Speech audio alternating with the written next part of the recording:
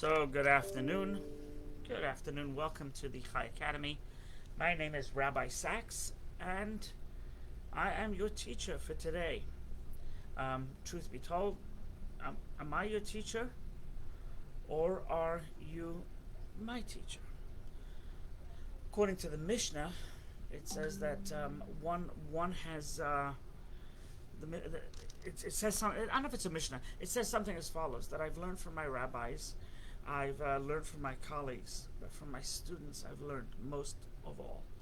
So I humbly submit that it is true. Good afternoon, Eileen. So we've been discussing, this is the third class on Maimonides' view of God and creation, etc.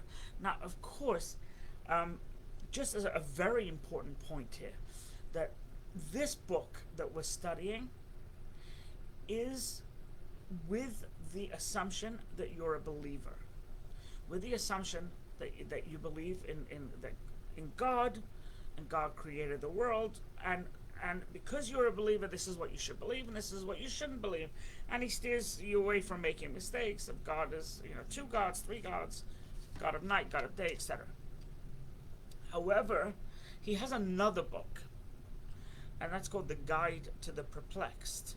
That more is a philosophical book. So it's not, you don't necessarily have to believe everything hook, line, and sinker, and that book will help you get there. This book, once again, is clearly with the understanding that one believes in God. So we were discussing yesterday that God, a couple days ago, God has no form. God doesn't get tired. God doesn't sit, stand. God is we don't really have a good definition for God. We just don't. Just God is God, and God is God is the primary existence, and God is according to Hasidic philosophy the only existence. The difference between primary is that you can have a secondary, and even those who say that that secondary means that God created us, but we're still part of God. They'll agree with that, but there's nothing but God, essentially. So Maimonides says that he is the first and the last, and it doesn't change, etc. And then he went into angels. He went into angels. The concept that there's 10 levels of angels. The highest level of angel is really has a great understanding of God, and is more powerfully endowed with a heavy dose of godly energy. And then there's the lower, then each one underneath it has less of a dosage, and each one is dependent on the one above it. So the highest one is Chayas HaKodesh, the holy Chayas. They give, and the next level, Ophanim, feed off of them, so to speak. And but it's less and less and less and less and less. It is not any different. If you get close to a star in the sky, it's incredibly bright, right? Imagine if millions of miles away, you can still see a twinkle. So the further it gets, the less impressive this energy ball looks like. So with the angels, likewise, the further you get, it's less understanding, it's less energy, etc. And he says, regardless, each of these forms, each of these angels understand God. They understand God, they appreciate God, they have a full grasp of that there is a God. So these angels are not walking around, they're not zombies. They have a consciousness. And they are aware of God. Now we discussed yesterday, angels, we touched upon it, angels do not have free will. Angels are basically created with an instinct, or they cannot violate God's will. So God sends them on a mission. They, by definition, cannot foul it up. Right? They are like a bot. Right? The robot you set it in motion, and it just goes, right? So you ask the little vacuum cleaner you have, you turn it on, and it will go and move around the floor until it runs out of energy. An angel is same idea.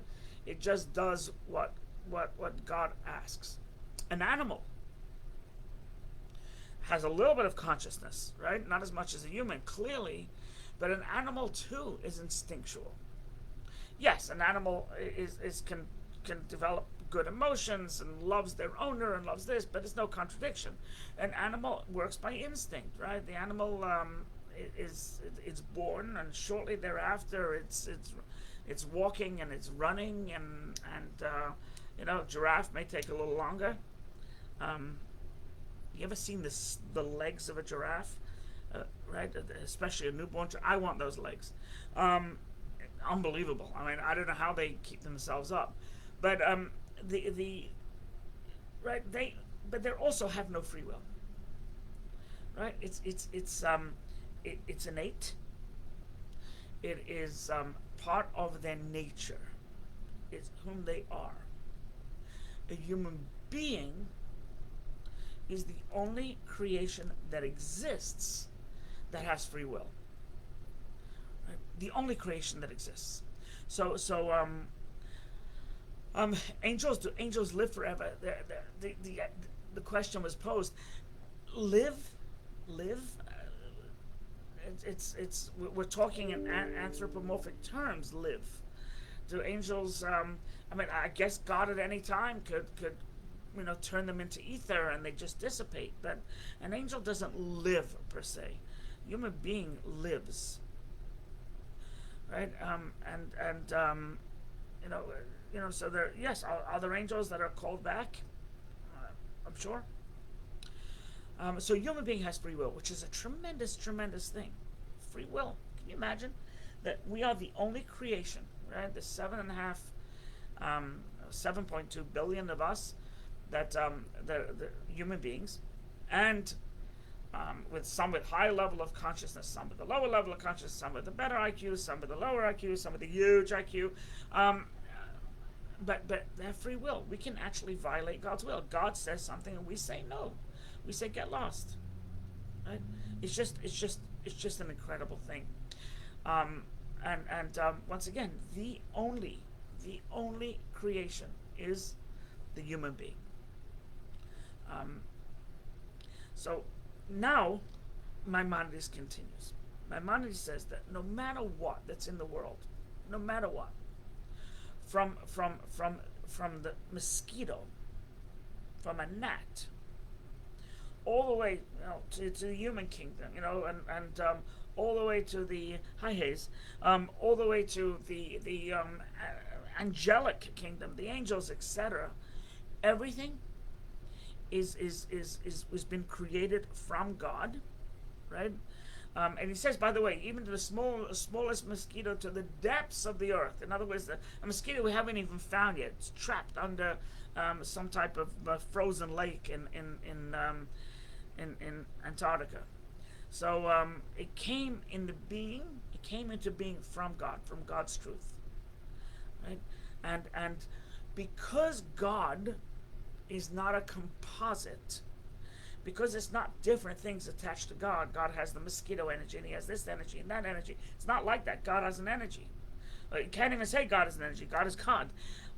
So God is conscious of everything, of course, because it comes from him. It is him. That's what Maimonides wants to say. Not that it comes from him, but it is God. Now, Maimonides, and Tanya goes into great detail. It says that God has no external knowledge, right? So we, as human beings, if you think about it, if we think about it, we're born, and at the age of 19, we know everything, of course, and then we go to college, and then we learn about John Locke, the philosopher. We're enamored with him, and then we learn Plato's Republic, and we're enamored with him, and then we learn in the Jewish world, we learn Maimonides, etc., etc., right? And on and on and on. Until then, until you studied, right? Until you studied, the Plato, you had no idea, right? Why? Because we are constantly accumulating knowledge, constantly, right? So it's external of us, and once we know the knowledge, we internalize it, we think about it. Sometimes we forget about it, sometimes we laugh it off, sometimes we disagree, whatever it may be. So it's external knowledge that's being given to us. So God doesn't have external knowledge. God's knowledge is one with God, and everything is one with God. So God knows the mosquito like God knows himself. So it's not even an appendage. Like our hand is part of us. So we know our hand. If our hand hurts, we know our hand hurts. If our hand's wet, we know it's wet, right? So it's similar, but even more so with God. God has this knowledge, right? Because it's all one with God, nothing is added to his knowledge. Right? And he says, and you cannot say that God learns new things. He says that is heretical. God doesn't learn new things. It's impossible, because there's nothing that it's anywhere that is outside of God. Right? So God doesn't learn new things. So, this I've never seen. You won't, right? So it's just nothing that's external, right? And Maimonides got himself into deep hot water. We've discussed this before, I think, in the Tanya class that we give. Maimonides says that, and Maimonides says about God, that God is the knower. He's the subject of the knowledge, and he is the knowledge itself. The knower, the knowledge, the known. That's what Maimonides said, right? And Maimonides says you can't even think of it. What does that mean? He's the subject, as well as the knower, as well as the knowledge itself, right? And he says, but this thing, you can't even speak really and understand it. It transcends our comprehension, etc. Now, when Maimonides wrote that God is the knower, the knowledge, and the known, there were many rabbis up in arms. Listen to this. So they were very angry at Maimonides, and they said, he's don't read his books, and for a while they were angry. In the end, he was vindicated. But what their argument was, you're defining God. Even though we don't understand what it means to know the knowledge and the known, but it's still a definition. It's still, you're saying something about God. You're saying concrete. God is the knower, the knowledge, and the known. So the rabbis were angry at him because they said, you're defining God. And he says, I'm not trying to define God. I'm trying to give us an understanding. So along comes another rabbi, Reb Moshe Cordovero, who said that Maimonides is not talking about God as God, that God is the knower, the knowledge, and the known, but rather Maimonides is talking about God as he relates to this world. So, transcendental God? No, you can't say the knower, the knowledge, and the known. That's too defining. But as God relates to this world, yeah, we can say he's the knower, the knowledge, and the known, and we still don't understand what we're talking about. And that seemed to be accepted by the Kabbalists, and Maimonides went back to in good graces. So he says that it's really impossible to grasp in its entirety what that means. So anyway, so therefore, having said that, God does not recognize. I'm going to answer that question in a minute, Igor. The question is, if we have free will, how does God know how God knows what we're going to do so it's a great question. You either, if God knows what you're going to do, then is it really free will? That's the question ego wants to know. So we'll I'll answer the question. As soon as you give me that apartment in Park Avenue, that's for sale, I'll answer it to the best of my ability. Anyway, so yeah, so I'm kidding. All kidding aside, we'll get to that in a minute. So therefore, God does not recognize and have an understanding of creations as we know something, but rather He knows them in terms of Himself. This is a very important point, right? It's God's understanding and God's knowledge is not like our knowledge. Completely not. He knows everything because the existence of everything is dependent on Him.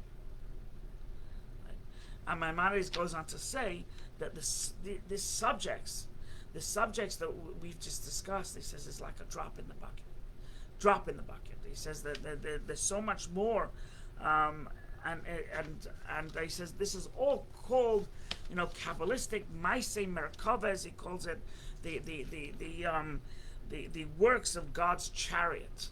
That's what it's called in the Kabbalistic lingo.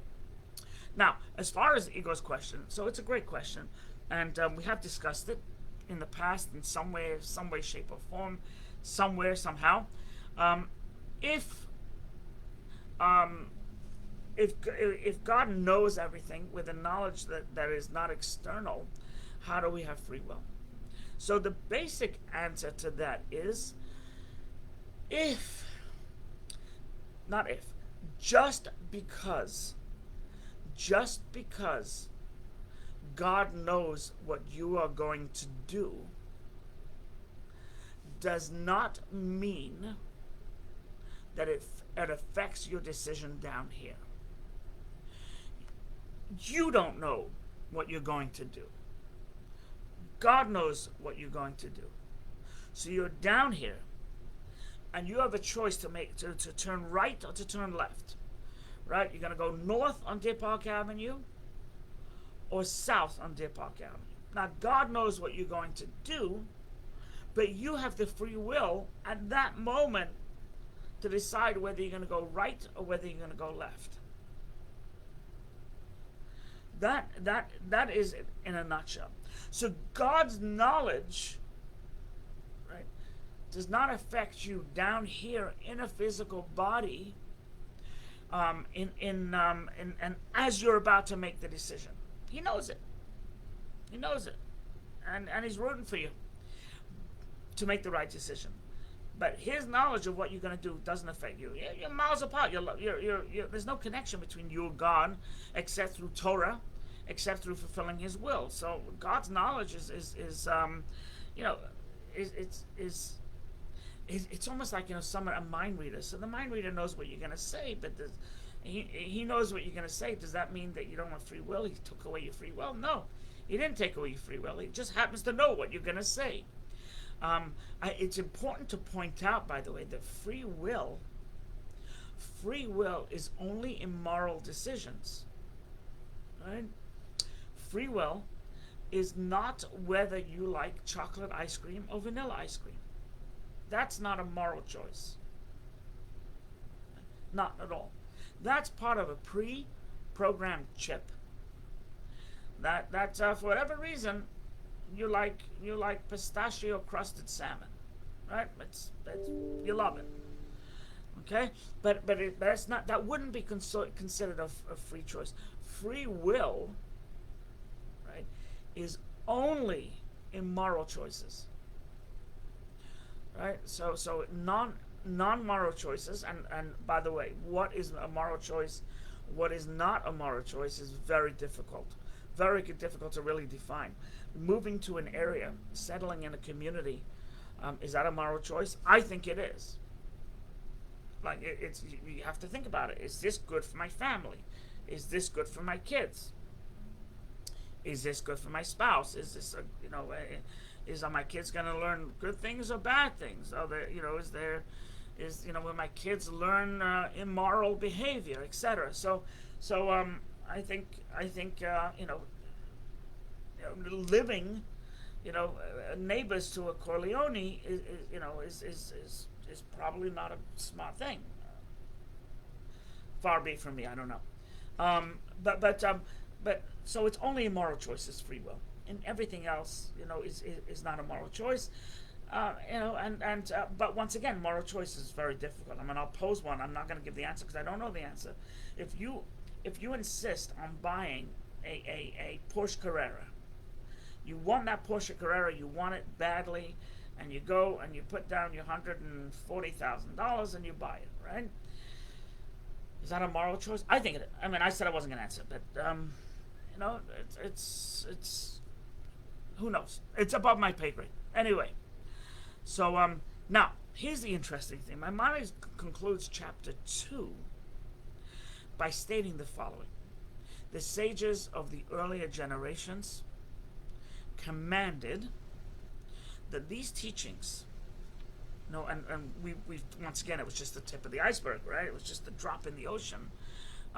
Should not be expounded publicly, but should be given, relayed, conveyed from teacher to student, teacher to student, teacher to student.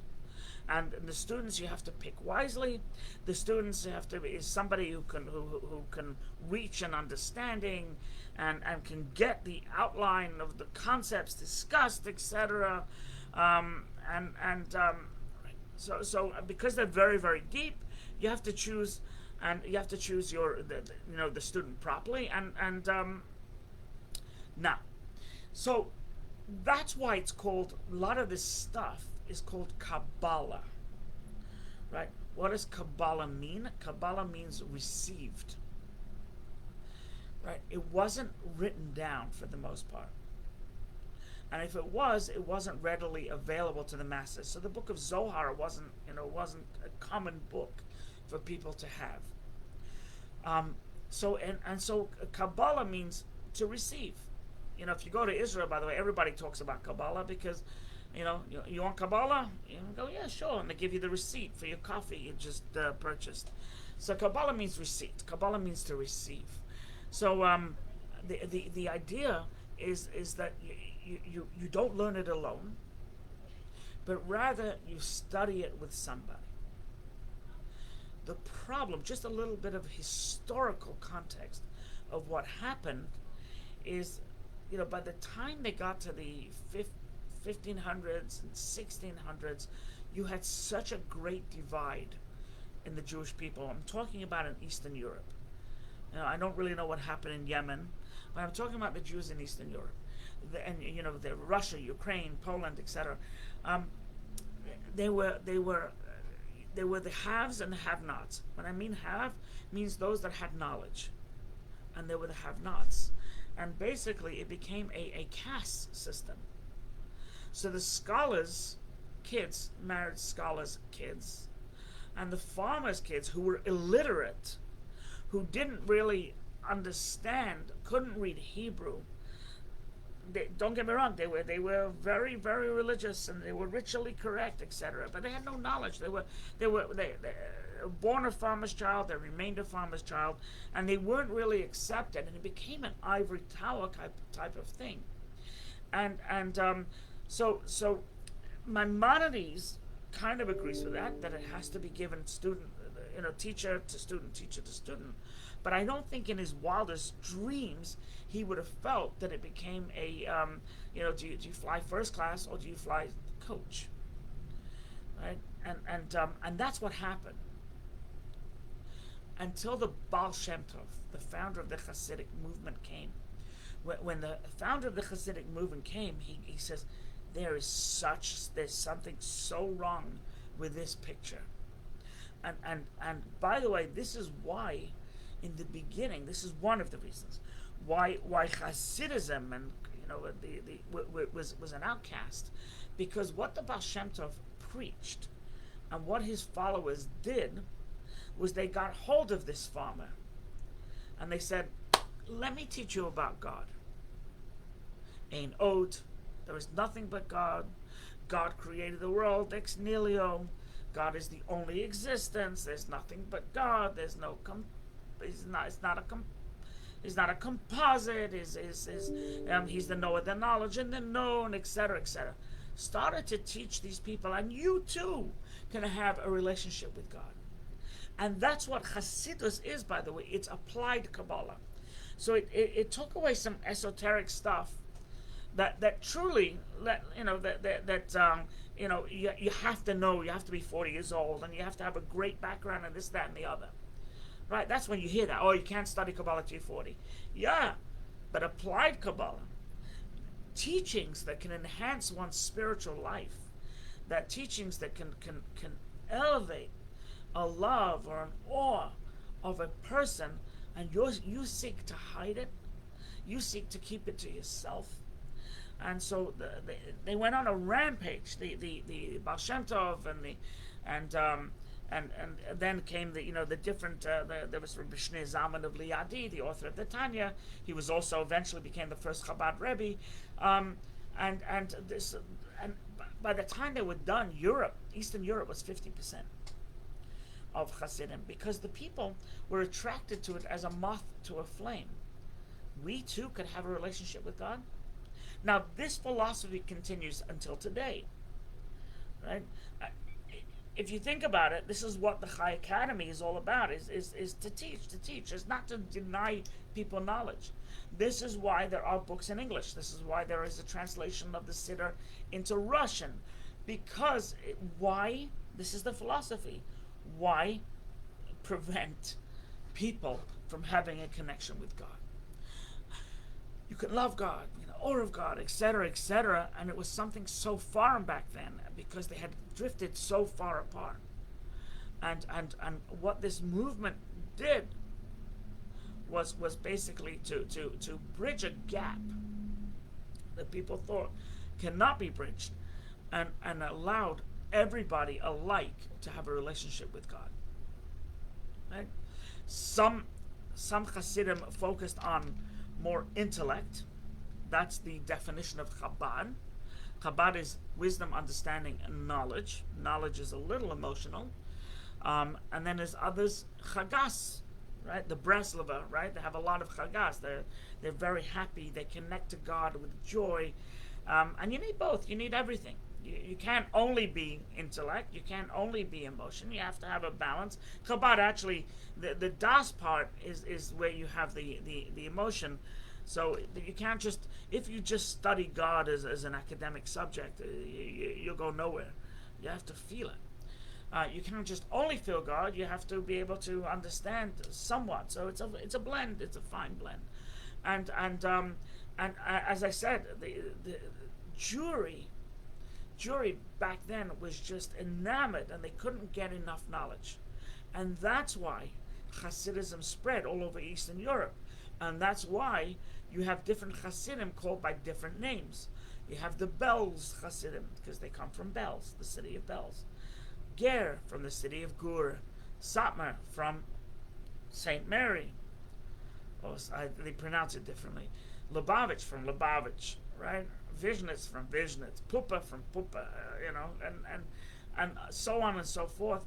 These are people that dedicated their lives and their followers dedicated their lives to teach and not hold back. And this continues to today.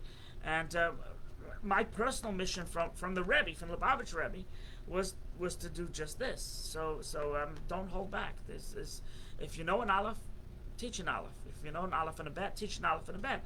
And that likewise, the responsibility goes to anybody that is viewing this now or later. You can see it later, by the way, thechaicenter.com/academy. And you can see various classes, hundreds of classes, 100 classes, something like that. But you have to teach it as well. It's not just, that's the idea. You got to share the knowledge. If you know an Aleph now, teach an Aleph. If you know an Aleph and a Bet, teach an Aleph and a Bet. Igor, is that apartment in Park Avenue ready? Then again, do you want to live in Manhattan right now? It's crazy. All right. God bless. We will reconvene. Tomorrow we're going to get into planets and stars and some tricky stuff, actually. But it's interesting. Maimonides, as far as Pluto is concerned, it doesn't exist. It's not a planet, according to Maimonides. Just not there. It's just not there. But then again, I don't know the year they discovered it, but maybe it was after his time. Be well.